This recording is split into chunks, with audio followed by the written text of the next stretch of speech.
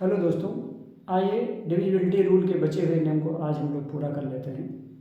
आइए देखिए, पिछले वीडियो में छः से विभाजित होने वाली संख्याओं का जो नियम था वो हो गया था।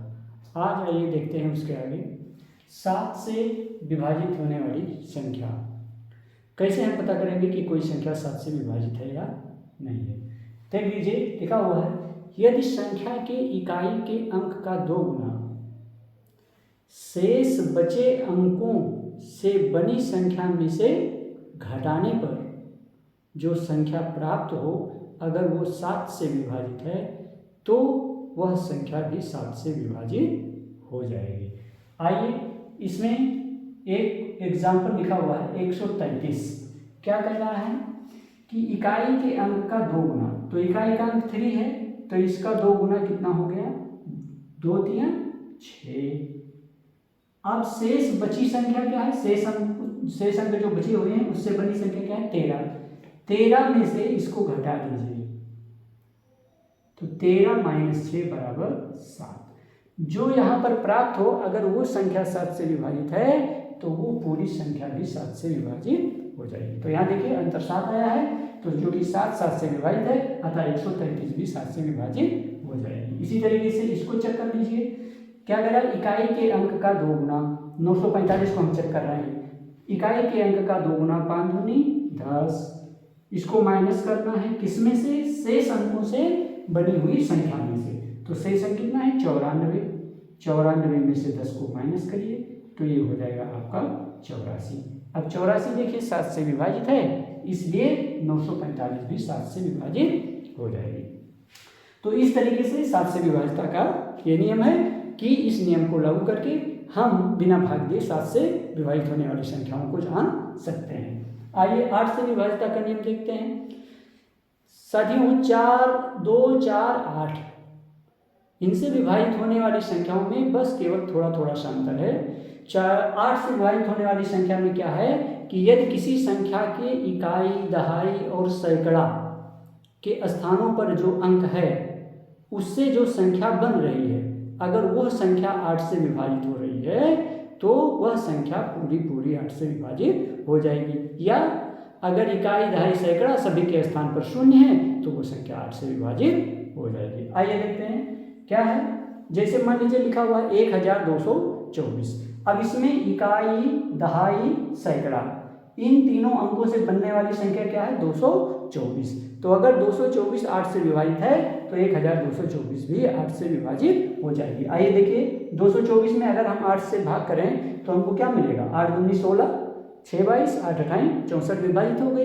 तो इसलिए ये संख्या 1224 भी 8 से विभाजित हो जाएगी। इसी तरीके से देखिए क्या है, इकाई, दहाई, सैकड़ा तीनों के स्थान पर 0 है, इसलिए ये संख्या 8 से विभाजित हो जाएगी। इसी तरीके से यहाँ पर लिखा हुआ है 13,000, इकाई, दहाई, सैकड़ा तीनों के स्थान पर 0 है, अतः ये संख्या भी 8 से विभाजित हो जाएगी।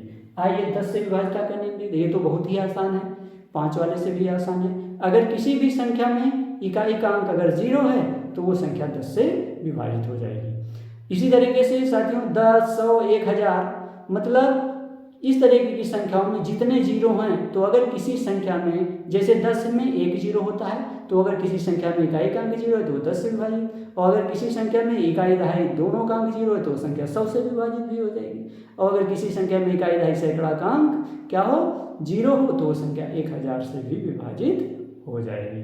तो इस तरीके से ये 10 का हो गया। देखिए यहाँ पर इकाई का अंक हमें केवल देखना है, 10 से विभाजित होने वाली संख्याओं में ये 0 है इकाई का अंक, तो वो संख्या, वो सभी संख्याएं 10 से विभाजित हो जाएंगी। आइए 11 का देखते हैं। इसमें क्या है कि जो संख्या दी हुई है उसमें हमें क्या करना है, इकाई के अंक की तरफ से प्रारंभ करना है, शुरुआत करनी है।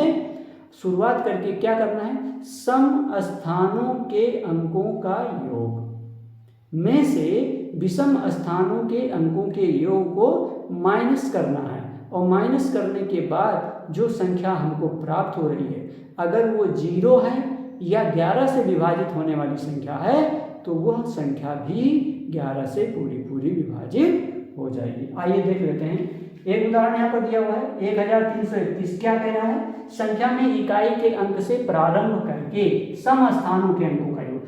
तो इकाई से प्रारंभ करेंगे तो इसका स्थान दे दीजिए जैसे मान लीजिए क्या है, एक स्थान है, ये दूसरे स्थान पर है, ये तीसरे स्थान पर है और ये चौथे स्थान पर है। तो सम स्थानों के अंकों का योग, तो सम स्थान कौन से होते हैं, ये 2 और 4 जो 2 से विभाजित हो रही हो।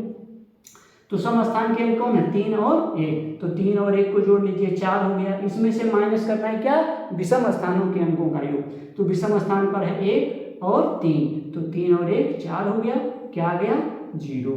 तो अगर सम स्थानों के अंकों का योग और विषम स्थानों के अंकों का योग का अंतर अगर 0 है तो वो संख्या 11 से विभाजित हो जाएगी, या 11 से विभाजित होने वाली संख्या प्राप्त होती है तो वो संख्या भी 11 से विभाजित हो जाएगी। आइए इसको भी चेक कर लेते हैं। जैसे ये 1 नंबर, 2 नंबर, 3 नंबर, 4 नंबर और ये 5वें नंबर पर है।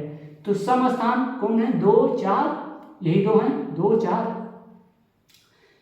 तो क्या है, 2 और 4 मिलकर के कितना हो गया, 4 4 8, माइनस करना है इसमें से क्या, 1 6 7 और 1 8, विषम स्थानों के अंकों का योग, तो कितना प्राप्त हो गया 0। तो अगर सम स्थानों के अंकों का योग और विषम स्थानों के अंकों के योग का अंतर अगर 0 है या 11 से विभाजित होने वाली संख्या है तो वो संख्या निश्चित रूप से 11 से विभाजित हो जाएगी। साथियों, तो इस तरीके से हमारा ये विभाज्यता का जो नियम है, डिविजिबिलिटी रूल, ये आज पूरा होता है और इसका बड़ा ही इम्पॉर्टेंस है गणित में, इसकी जगह जगह पर ज़रूरत पड़ती है।